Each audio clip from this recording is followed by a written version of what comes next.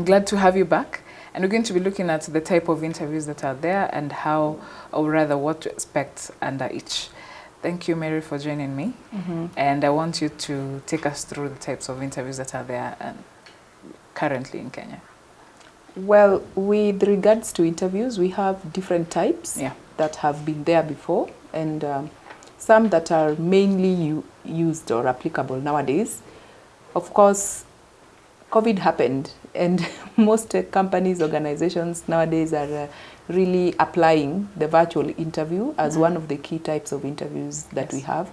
But before we get to virtual interviews, interviewing begins from screening.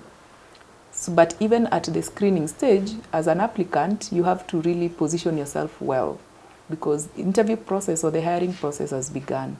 So number one, we have the screening or telephone interviews. This is where mainly the employer, the potential employer, is trying to see to what extent are you a good fit for the role as far as the job description is concerned. Do you match the requirements that they are looking for? Yes. So that is under screening or telephone interviews. Also, an applicant or a candidate needs to take them very seriously. And then number two, if successful, if you are a right match for what they're looking for, the second type of interview could be a virtual interview. So this is where you are scheduled for an online session. Doesn't take long, could be between 25 to 30 minutes at most. So at the virtual interview stage, mainly the recruiter or the hiring manager is trying to see, based on now that we've screened your profile, we see you're a good fit for the role, does your skill set and your experience relevant? Is it how relevant it is to what we are looking for? So it gives you the platform now to speak about your experience, your skill set, and how it makes you a good fit for the role. Also, another type of the interview is where now we have individual or personal interviews. Could be physical or face-to-face, in person. But this is where you are just going to meet one person who is going to interview you physically. So the preparation is still the same, and you as a candidate, you need to do your industry research, get to know the employer, and prepare well as far as the job description is concerned. Because in most cases of individual or personal interviews where you're going to meet just one interviewer, chances are high that if you are successful at that particular stage, you are most likely to move to the second stage of the interview, where now you might meet a panel or other key decision makers as far as that role is concerned. So that brings us to the fourth type of interview, which is on-site or group interviews. This is where now you're going to meet a panel. Some people refer to it as panel interviews.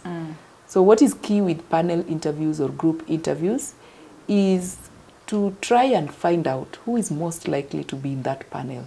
In most cases, you will find the hiring managers in the panel, you will find the line manager, the immediate boss you'll be reporting to, the head of department, or sometimes even the director of the company. So that is another type of interview which a candidate really should prepare for very well in terms of competency-based questions. Demonstrating the role-specific responsibilities you've handled, operational or situational, or even behavioral questions comes a lot in that type of interview. Then lastly, which nowadays is not really exercised so much, is the group interviews, whereby you go for an interview, you thought you'll be interviewed alone, and you are put together as a group, you're given activities to do.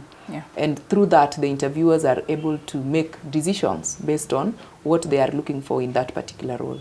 So those are just but some of the few types of interviews that we have that candidates are required to prepare for.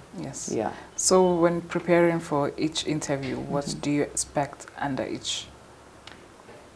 It is important to know as a candidate what to expect on each type of the interview, because that will help you to prepare in terms of you selling out yourself at every stage, or rather, I normally like to use the word packaging yourself as a solution to the employer.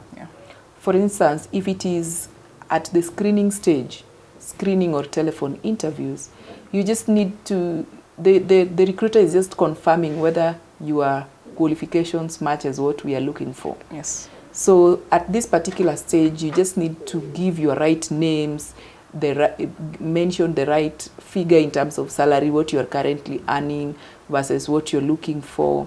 And if it is a physical in-person interview, whether you're just going to meet one interviewer or it is a panel, it goes beyond just preparing the general information about you, but now digging deeper, getting to understand that company better, that organization, what do they do, which sector are they in, how has their tasks or responsibilities I've handled, how have they prepared me for this new role, how best can I be able to sell myself as a solution to that employer, what challenges could they be going through. And that also applies even for virtual interviews. For virtual interviews, being a virtual interview, you don't expect it to take longer. So you don't have all the time to really deeply elaborate what you have done. Yeah. So that means you need to be very brief, precise, and to the point. So every stage, every type of interview calls for the candidate to really want to know what is expected of me, how best can I package myself for this potential employer. If it is the second stage of that same role you are being interviewed for, the first impression still matters, because in every stage you are meeting a new person, someone you're meeting for the very first time.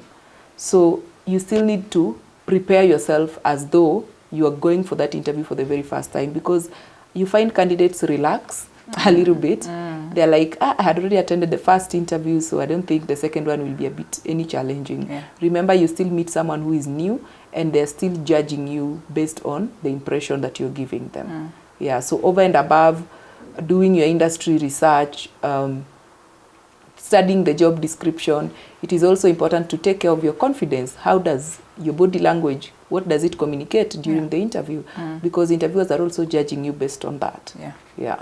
As you mentioned, people relax when it's the second interview or the third interview.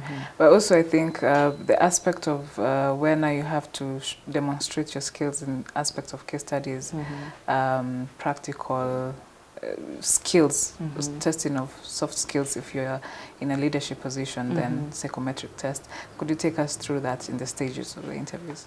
Well, depending on how the employer has programmed their hiring process for that particular role, you will find the candidates are subjected to doing a written test before they are scheduled for a virtual interview, or even before they are scheduled for a physical in-person interviews. So the practical type of interviews as part of the hiring process helps the employer to see, does the candidate have the right traits or capabilities they are looking for. So you could be subjected to doing a case study, depending on the level of the role you are being interviewed for. For example, director or board members, sometimes you're required to do PowerPoint presentations. If it is a role that will require you to be doing presentations most of the time. So you'll be given a topic, you're required to prepare a 4 slides presentation. When you go for the interview, you're given time to present what you have prepared. Or the candidate can be subjected to psychometric test, mainly to bring out if you have the right personality, the right leadership traits that is required in that particular role. So this can come at any stage of the hiring process, depending on the employer. For some employers, it is the first thing. For some employers, it comes way at the later stages. Yeah. Okay. Thank you for clarifying that and for your time. And thank you for watching. We're going to end this with looking at the how to prepare for interviews generally. How do you do that? That is what we're going to be talking about next. See you in the next video.